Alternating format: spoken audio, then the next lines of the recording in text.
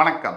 இன்றைக்கு நம்ம பேச போற தலைப்பு மிக முக்கியமான பதிவு. இந்த ஆண்டுல குரோதி ஆண்டு, தமிழ் புத்தாண்டு, அந்த பலன்கள், சிறப்பு பலன்கள் 12 ராசிகள்ல எந்தெந்த ராசிக்கு ஜாக்பாட் அடிக்கக்கூடிய யோகங்கள் இருக்கு, இதை பத்தி தான் இன்னைக்கு நம்ம பேச போறோம். அப்போ தமிழ் புத்தாண்டு பலன்கள் பொதுவா எல்லோருமே ரொம்ப இந்த காலகட்டத்தில் உற்று நோக்கிறது ஆங்கில புத்தாண்டு. ஆனால் வெறும் கொள்கைக்காகவும் கொடி பிடிக்கிறதுக்காகவும் மட்டுமே நம்ம தமிழ்னு சொல்லிட்டு தமிழ் புத்தாண்டை கடந்து போகிறோம். தமிழ் புத்தாண்டு ஏப்ரல் 14ஆம் தேதி வரக்கூடியது. அதுதான் நம்ம பார்க்க வேண்டிய புத்தாண்டு. தமிழ் பஞ்சாங்கப்படி நம்ம பார்க்க வேண்டிய, நம்ம கொண்டாட வேண்டிய புத்தாண்டு. ஆக இன்னைக்கு கலாச்சாரத்தில் ஆங்கில புத்தாண்டுக்கு தான் நிறைய கொண்டாட்டங்கள்லாம் இருக்கிறது, தேவையில்லை. தமிழ் புத்தாண்டு என்பது ரொம்ப முக்கியம். ஆக அந்த தமிழ் புத்தாண்டுக்குண்டான பலன்கள் என்ன, 12 ராசிகளில் எந்தெந்த ராசிக்கு அற்புதமான யோகங்கள் இருக்கு, அதை பற்றி பார்ப்போம். தமிழ் புத்தாண்டு பலன்களில் ரொம்ப முக்கியமாக வரக்கூடிய முதலாவது ராசி அப்படின்னு நம்ம எடுத்தோம்னா, நாம ஃபர்ஸ்ட் பிரைஸ் கொடுக்கக்கூடியது மிதுன ராசியை தான். ஏன் அப்படி கொடுக்குறோம்? இந்த தமிழ் புத்தாண்டில் நடக்கக்கூடிய முக்கிய கிரக மாற்றங்கள் என்னென்ன? மே 1ஆம் தேதி நடக்கக்கூடிய குரு பயிற்சி, மேஷ ராசியிலிருந்து ரிஷப ராசிக்கு கிருத்திகை நட்சத்திரம் 1ஆம் பாதத்திலிருந்து 2ஆம் பாதத்திற்கு பெயரக்கூடிய குரு பகவான். ரிஷபம் என்பது குருவுடைய பகை வீடு, இது எல்லோருக்கும் தெரிந்த விஷயம். இருந்தாலும் கூட இந்த மிதுன ராசிக்கு குரு பாதகம் மற்றும் மாரகாதிபதி. மிதுன ராசிக்கு தப்பியும் தவறையும் கூட குரு பகவான் நல்லது செய்ய மாட்டார்.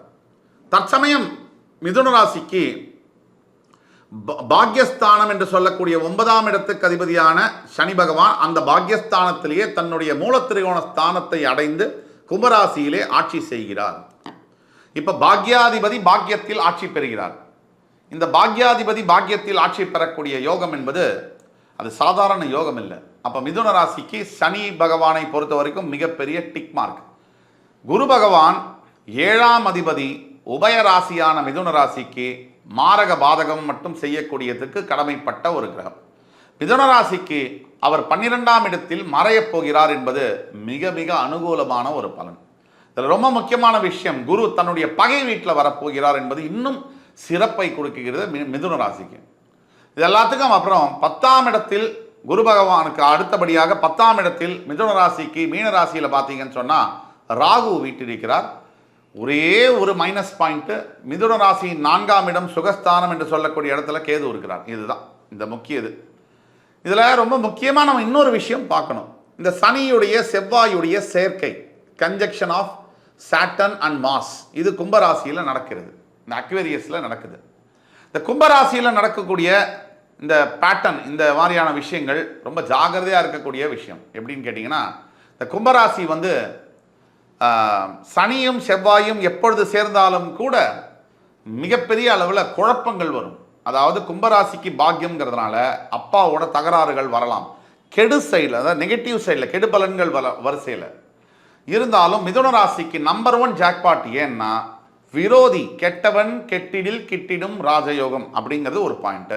அந்த வழிப்படி பார்க்கும்போது குரு பகவான் 11ஆம் இடத்திலிருந்து 12ஆம் இடத்துல மறைவது, 2 சனி பகவான் பாக்கியத்தில் ஆட்சி பெறுவது, 3 ராகு பகவான் 10ஆம் இடத்தில் வீற்றிருப்பது, இது 3மே மிதுன ராசிக்கு நம்பர் 1 இடத்தை தருகிறது. எப்படின்னா, பல தரப்பட்ட மிதுன ராசி அன்பர்கள் கடன் தொல்லையினால் மிக மிக அவஸ்தைக்குண்டான மிதுன ராசி அன்பர்கள், பணப்பிரச்சனைகளில் மாட்டி தவித்துக் கொண்டிருக்கக்கூடிய மிதுன ராசி அன்பர்கள், மற்றும் நிறைய மனசுல வேதனைகளை சுமந்து நிறைய மனசுல ஆதங்கத்தையும் ஏக்கத்தையும் கொண்டிருக்கக்கூடிய மிதுன ராசி அன்பர்கள், இப்படி பலதரப்பட்ட மிதுன ராசி அன்பர்கள், உறவுகள் விட்டு விலகி போய் நீங்கள் யார் யாருக்கு எவ்வளோ நல்லது பண்ணீங்களோ, எவ்வளோ சாக்ரிஃபைஸ் பண்ணீங்களோ, எத்தனை சிரமப்பட்டு ஒருவருக்கு உதவி செய்தீங்களோ, யார் அந்த உதவியை வாங்கி கொண்டார்களோ அவர்களே உங்களை துச்சமாக மதித்து உங்களை அசிங்கமாக பேசி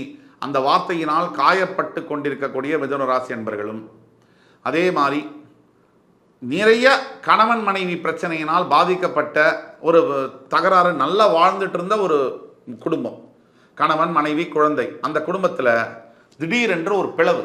அந்த பிளவு ஏன்னா தற்சமயம் நடந்த அஷ்டம சனியினால. அந்த பிளவிற்கு பிறகு இன்னும் அந்த காயம் சரியாகலை. இன்னும் அந்த காயம் என்பது தனக்கு ஏற்பட்ட ஆழமான ஒரு வடு மாறலை. அந்த மாதிரி கணவன் மனைவி சேரணும்னு உள்ளுக்குள்ளே இருக்குது. ஆனால் எங்கே நம்ம போய் சொன்னால் நம்மளை கேவலமாக நினச்சிருவாங்களோ அப்படின்னு சொந்த மனைவிக்கிட்டேயே கூட இல்லை சொந்த கணவன்கிட்டேயே கூட அந்த ஈகோவும் இருக்குது. இப்போ இதெல்லாம் தாண்டி ஜெயிக்கக்கூடிய சில அன்பர்கள் இப்போ அந்த கால சூழ்நிலைகள் வருது மிதுன ராசிக்கு. அதனால் பணத்தில் எடுத்தீங்கன்னு சொன்னால் பொருளாதாரத்தில் மிகப்பெரிய அளவில் முன்னேற்றங்கள். எப்படின்னு சொன்னீங்கன்னா பண வரவு, கொடுத்த பணம் வரவில்லை, கடன் வாங்கியாச்சு, கடன் அடைக்க முடியல, இந்த மாதிரி தொல்லையினால் அவஸ்தைப்பட்டு கொண்டிருக்கக்கூடிய அத்துணை மிதுன ராசி அன்பர்களுக்கும் மிகப்பெரிய அளவில் பண வரவு, பொருளாதாரத்தில் மிகப்பெரிய நினைத்து பார்க்க முடியாத முன்னேற்றங்கள், தொழிலில் முன்னேற்றங்கள், அபிவிருத்தி, எக்ஸ்பான்ஷன் ஆஃப் பிஸ்னஸ்ன்னு போடக்கூடிய அத்துணை அம்சங்களும் இருக்குது. எந்தெந்த பிஸ்னஸ்க்கு இருக்குது? ரியல் எஸ்டேட்டு, ஹோட்டல் துறை, மெட்டல்ஸ் பிஸ்னஸ்ஸு, கெமிக்கல்ஸ் பிஸ்னஸ்ஸு, அதே மாதிரி டெலிகம்யூனிகேஷனில் இருக்கக்கூடியவர்கள், ஐடி துறையில் பணியாற்றக்கூடியவர்கள் மற்றும் நிறைய ஃபினான்ஸ் செக்டர்ஸு, பேங்கிங் செக்டர்ஸில் பணியாற்றக்கூடியவர்கள், ஆர்கானிக் ப்ராடக்ட்ஸ்ன்னு சொல்லுவாங்க, அந்த மாதிரி விவசாயம் சார்ந்த தொழில்கள், ஆர்கானிக் ப்ராடக்ட்ஸு ஷோரூம் வச்சிருக்கக்கூடியவர்கள் அத்துணை பேருக்கும் இந்த புத்தாண்டு, தமிழ் புத்தாண்டு குரோதி ஆண்டு என்பது மிகப்பெரிய வரப்பிரசாதமாக வருகிறது மிதுன ராசிக்கு.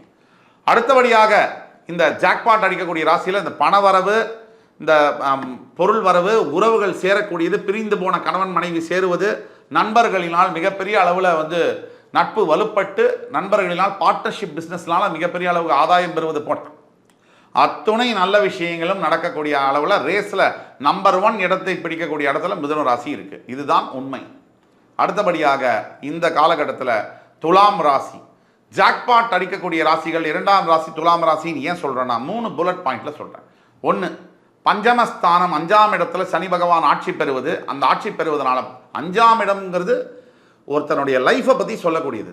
அவன் எப்படி இருப்பான், அவன் எப்படி வாழுவான், ஜெயிப்பானா மாட்டானா, அவனுக்கு ஸ்ட்ரகிள் இருக்குமா, போட்டிகள், சேலஞ்சஸ்ஸு, கஷ்டங்கள், துன்பங்கள்லாம் இருக்குமா, இல்லை இல்லாமல் அத்தனையும் வந்தாலும் கூட அதை தாண்டி ஜெயிப்பானா 5ஆம் இடத்தை பார்க்கணும். அதுக்கப்புறம் பாக்யஸ்தானம் 9ஆம் இடம்னு சொல்கிறோம். இந்த 9ஆம் இடத்துல தான் இன்றைக்கு புதனுடைய வீடாக வருகிறது. இப்போ 8ஆம் இடத்துல குரு பகவான் வரப்போகிறார். துலாமுக்கு குரு பகவான் ஆகவே மாட்டார். தன்னுடைய 7ஆம் வீட்டிலிருந்து 8ஆம் வீட்டிற்கு குரு பகவான் வரப்போகிறார், மறையப் போகிறார். ராசிக்கு குரு மறைவதனால் கோடியான யோகம். அதாவது குரு பகவான் ஒரு தனகாரகன். குருவுடைய பார்வை இத்தனை நாள் துலாம் மேலே விழுந்துட்டு இருந்துச்சு. இப்போ ஏப்ரல் 30ஆம் தேதி இந்த ஆண்டு நடக்கக்கூடிய தமிழ் புத்தாண்டுக்கு பிறகு வரக்கூடிய ஒரு 15 நாளில் வரக்கூடிய குரு பயிற்சியானது மிகப்பெரிய அளவில் முன்னேற்றம். குரு பார்வை கிடைச்சாதானே சார் நல்லது? இல்லை சார், துலாமை பொறுத்த வரைக்கும் குரு மறையணும் சார். குரு பார்வை நல்லது தான், ஆனால் அதை விட நல்லது மறைவது. இந்த மறைவதனால் பொருளாதாரத்தில் மிகப்பெரிய அளவில் முன்னேற்றம். எப்படி சார், தனகாரகன் மறையணுமா? ஆனால் தனகாரகனான குரு பகவான் துலாத்துக்கு ரோகாதிபதி, அவர் ஆக மாட்டாருங்கிறதுல அவர் மறையும் போது யோகம் கிடைக்கும். அதே மாதிரி உங்களுக்கு ரொம்ப ராஜயோக கிரகமான சனி பகவான் பஞ்சமஸ்தானத்தில் ஆட்சி பெறும்போது தன்னறியாத ஆரோக்கியம், மிகப்பெரிய அளவில் உடலில் ஹெல்த் இம்ப்ரூவ் ஆகும், மனசில் நல்ல ஒரு சந்தோஷமும் வரும், மகிழ்ச்சியும் உற்சாகமும் வரும். இதுக்கெல்லாம் மேற்பட்டு குழந்தைகள் புத்திரஸ்தானம்ங்கிறதுனால குழந்தைகளினால் டாக்டருக்கு படிக்க வைக்கிற ஆசைப்படுற குழந்தைகளை டாக்டருக்கு நீங்கள் படிக்க வைக்க முடியும். ஒன்றுமே இருக்காது வீட்டில், ஒரு பைசா பிரயோஜனம் இல்லைன்னா கூட திடீர்னு MBBS குழந்தைய படிக்க வைக்கிற அளவுக்கு யோகம் வரும்னு சொன்னால் இந்த காலகட்டங்களில் வரும். அதுக்கெல்லாம் மேற்பட்ட 6ஆம் இடத்தில் இருக்கக்கூடிய ராகு பகவான் உங்கள் ராசிக்கு 3, 6, 11, 12 ராகு இருந்தாலும் யோகம். 6ஆம் இடத்தில் இருக்கக்கூடிய மீனராசியில் இருக்கக்கூடிய ராகு பகவானால் மிகப்பெரிய அளவில் எதிரிகளை நீங்கள் வீழ்த்து போகிறீர்கள். எதிரிகளை பந்தாட போகிறீங்க. உங்களை எதிர்த்து இத்தனை நாள் கேம் ஆடிட்டு இருந்தவங்க, உங்கள் முதுகில் குத்துனவங்களை அத்தனை பேரையும் வரிசையாக நிற்க வச்சு ஒரு என்கவுண்டர்னு சொல்கிற அளவுக்கு நீங்கள் மிகப்பெரிய அளவில் ஜெயிக்க போகிறீர்கள். எதிரிகளை வெல்லக்கூடிய ஒரு காலம் இது. இது எல்லாத்துக்கும் மேலே 12ஆம் பாவத்தில் இருக்கக்கூடிய கேது நிம்மதியான தூக்கம், நிம்மதியான வாழ்க்கை, நிம்மதியான கோவில் தரிசனம், ஆண்டவன் ஆலய தரிசனம், பெரியோர்களுடைய ஆசீர்வாதம் மற்றும் குருமார்களுடைய சந்திப்புகளை ஏற்படுத்தியே தீருவார். இத்தனை அருள் பெற்ற துலாம் ராசி 2ஆம் இடம் பிடிக்கிறது ஜாக்பாட் அடிக்கக்கூடிய ராசிகளில். இதில் அடுத்தபடியாக பார்த்தீங்கன்னு சொன்னால் மிகப்பெரிய அளவில் இந்த தமிழ் புத்தாண்டு வரக்கூடிய ஜாக்பாட் பிடிக்கக்கூடியது தனுசு ராசி. 7.5 சனி முடிந்து இப்போ தான் 2லேருந்து 3 மாதம் ஆயிருக்கு. இனிமேல் வரக்கூடிய காலங்கள் தனுசு ராசிக்கு அவ்வளவு நல்ல காலங்களாக இருக்குது. 3ஆம் இடத்தில் உபஜயஸ்தானத்தில் ஆட்சி பெற்றிருக்கக்கூடிய சனி பகவான், 4ஆம் இடத்தில் இருக்கக்கூடிய ராகு, 5இல் இருக்கக்கூடிய உங்கள் ராசிநாதன் 6இல் மறைவதால் சில சங்கடங்கள் நடக்கும். ஆனாலும் அது பெரிய அளவில் இருக்காது. ஏன்னா உங்கள் ராசிநாதன் உங்களுக்கு கேடு செய்ய மாட்டார், நல்லதை குறைத்துக் கொள்வார், அவரால் செய்ய முடியாது. அதே மாதிரி உங்களுடைய 10ஆம் வீடு என்று சொல்லக்கூடிய கண்ணியில் இருக்கக்கூடிய கேதுவினால் சில வேலை செய்யக்கூடிய இடத்தில் சில மாற்றங்கள் வந்தாலும் கூட ஒட்டுமொத்தத்தில் என்ன ஜாக்பாட்டு சார்? ஜாக்பாட்டுனா என்ன? சாதாரண நிலையில் இருக்கக்கூடிய தனுசு ராசி நேயர்கள், ஒரு சாதாரண வேலையில் இருக்கக்கூடியவர்கள் வேலை மாற்றங்கள் நிகழும். மிகப்பெரிய வேலையில் போய் உட்காருவீர்கள். கல்யாணமே நடக்காம 30 வயசு 35 வயசுக்கு மேலே கடந்த தனுசு ராசி என்பவர்களுக்கு திருமணம் நடக்கும். நல்ல மனைவி நல்ல கணவன் அமைவார்கள். அது ஒரு ஜாக்பாட்டு தானே. இதை விட ஒரு பெரிய ஜாக்பாட் என்ன இருக்கு? குழந்தை பிறப்பு இல்லாத அவதைப்பட்டு கொண்டிருக்கக்கூடிய தனுசு ராசி என்பவர்களுக்கு புத்திர பாகியங்கள் ஏற்படும். இப்போ இதெல்லாம் மெயினான விஷயங்கள். ஒரு திருமணம், ஒரு வீடு, ஒரு வேலை, நல்ல ஒரு வாழ்க்கை, இது எல்லாத்துக்கும் மேலே இதெல்லாம் ஏற்கனவே இருக்கக்கூடிய தனுசு ராசி என்பவர்களுக்கு செல்வம் மற்றும் செல்வாக்கு என்பது பெருகும். சமுதாயத்தில் அந்தஸ்து என்பது பெருகும். உங்களை பிரபலமாகக்கூடிய யோகங்களும் சில தனுசு ராசி என்பவர்களுக்கு உண்டு. பூராடம் நட்சத்திரத்தில் பிறந்த தனுசு ராசி என்பவர்களுக்கு தனிப்பட்ட சுய ஜாதகத்தை கொண்டு வந்து எங்கள்கிட்ட காமிங்க. கண்டிப்பாக உங்களுடைய எதிர்கால வாழ்க்கையில் நீங்கள் ஆன்லைன் பேமெண்ட் பண்ணி தான் வரணும். ஆன்லைன் கன்சல்டேஷன் தான் நாங்கள் பண்ணுறோம். இருந்தாலும் உங்கள் ஜாதகத்தை நாங்கள் பார்த்து கணிக்கும் போது உங்களுக்கு எதிர்காலத்தில் மிகப்பெரிய அளவில் யோகம் வரக்கூடிய வாய்ப்புகள் இந்த கோச்சார ரீதியாக வர்றதுனால என்ன நடக்க போகுது அப்படிங்கிறத துல்லியமாக சொல்ல முடியும். ஆக இந்த தனுசு ராசி 3ஆம் இடம் பெறுகிறது ஜாக்பாட் வரிசையில். அடுத்தபடியாக ஜாக்பாட் பெறக்கூடிய ராசி எதுன்னு பார்த்தீங்கன்னா உண்மையாகவே மகர ராசி தான். என் மனதிற்கு இனிய மகர ராசி அன்பர்கள் இந்த ஜாக்பாட் வரிசையில் வராங்க. என்ன சார் 7.5 சனி பாத சனியில் இருக்கும், இப்போ ஜாக்பாட்டாக உயிரே போச்சு சார், வெறும் வாழ்ந்துட்டு இருக்கோம் நடைப்பெணமா அப்படின்னு சொல்லக்கூடிய மகர ராசி அன்பர்களுக்கு மத்தியில் இந்த குரோதி ஆண்டில் இந்த குரு பயிற்சியானது உங்களுடைய 4ஆம் இடத்திலிருந்து 5ஆம் இடத்திற்கு குரு பெயர்ந்து மறுபடி 9ஆம் பார்வையாக உங்களுடைய ராசியவே பார்க்க போகிறார் குரு பகவான், உங்கள் உபஜயஸ்தானாதிபதி. அப்போது உபஜயம்னா என்ன? முயற்சிகள், எஃபர்ட். நம்ம முயற்சி எடுக்கக்கூடிய அதிபதி உங்களுடைய ராசியை குரு தன்னுடைய முழு சிறப்பு பார்வையால் பார்ப்பது என்பது நீங்கள் எடுக்கக்கூடிய அத்துணை முயற்சிகளிலும் வெற்றியை தரும். எப்படின்னா, ஒரு டாக்டருக்கு படிக்கணும்னு ஆசைப்படுறவங்களுக்கு அந்த சீட்டு கன்ஃபார்ம் ஆகும். இது வரைக்கும் கிடைக்கல சார், நான் நினச்ச காலேஜில் நினச்ச கோர்ஸ் எடுத்து படிக்கிறதுக்கு, மாஸ்டர்ஸ் படிக்கிறதுக்கு நடக்க முடியும். அதே மாதிரி இந்த வெளிநாடு சம்மந்தப்பட்ட வேலைக்காக நான் ரொம்ப வருஷமாக ட்ரை பண்ணிட்டு இருக்கேன் சார், ஆனால் எனக்கு அமையவே இல்லை சார். அந்த வெளிநாட்டு வேலை உங்களை தேடி உங்களுக்கு ஆஃபர் லெட்டர் வரக்கூடிய யோகங்கள் இன்று நிகழ்ந்தே தீரும். அதற்கெல்லாம் மேலே உங்களுடைய தாயாருடைய தந்தையாருடைய ஆசீர்வாதம் உங்களுக்கு பரிபூர்ணமாக இந்த காலகட்டத்தில் கிடைக்கும். இது எல்லாத்துக்கும் மேலே முக்கியமான டாப் கிளாஸ் பாயிண்ட் என்னன்னு சொன்னால், உங்களுடைய பொருளாதார நிலை, எக்கனாமிக்கல் சிச்சுவேஷன், ரெவின்யூ அப்படிங்கிறது இதுவரைக்கும் இல்லாத அளவிற்கு உயரும். எப்படின்னா, அந்த 7.5 சனியினால் பாதிக்கப்பட்ட பாதாளத்துக்கு போன மகர ராசி என்பவர்களுக்கு இந்த பொருளாதார நிலை எப்படின்னா மெதுவாக ரிலீஃப் ஆகி திடீர்னு பார்த்தீங்கன்னா ஒரு புது கான்ட்ராக்ட், புது பிஸ்னஸ், புது வேலை, நிறைய சம்பளம், நல்ல வாய்ப்பு, அது மூலிமா வாழ்க்கை தரம் என்பது மாறும். ஸ்டாண்டர்ட் ஆஃப் லிவிங் டோட்டலாக மாறும். எப்படி தமிழ் புத்தாண்டு குரோதி ஆண்டுகளில் பார்த்தீங்கன்னா மிதுனம், துலாம், தனுசு, மகரம் இந்த 4 ராசிகளுக்கு ஆண்டவன் மீது ஆணையாக ஜாக்பாட் அடிக்கும் என்ற நம்பிக்கையுடன் உங்கள் அத்துணை பேரிடமிருந்து விடைபெறுவது உங்கள் சுபாஷ் பாலகிருஷ்ணன். நன்றி, வணக்கம், வாழ்க வளமுடன்.